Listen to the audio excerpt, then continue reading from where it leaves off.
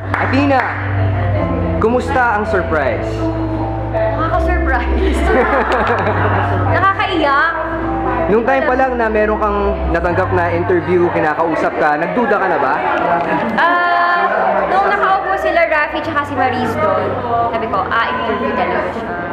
Pero nung tinanong ko yung estudyante, hindi daw siya. Nung tinanong ko yung estudyante ko, ano tawag dito, anong subject?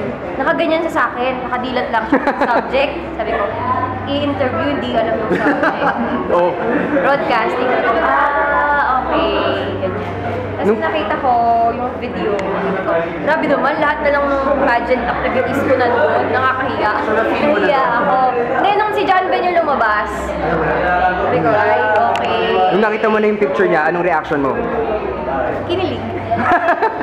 Hindi, tsaka alam ko na. Kasi target talaga namin, di ba, next year? Nung nakita mo siya... assuming talaga ako, anticipating talaga ako. Nung nakita mo siya na nandun sa stairs pababa, ano mga iniisip mo nun? Pinabutan ako eh. Sabi ko sa sarili ko, dapat hindi ako iiyak. Kasi, di ba, nakakaiyak pala talaga. Bakit? Hindi ko alam.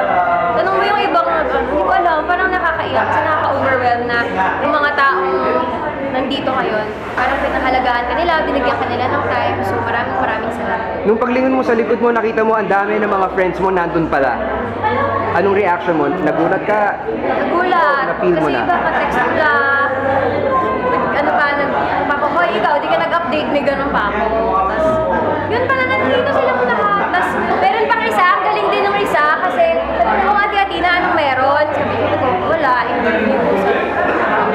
Tapos nun, Anong message mo lahat pala akong tsaba. Message mo kay John Ben? John Ben, I love you. I can't wait. Yay! Nakakakaba.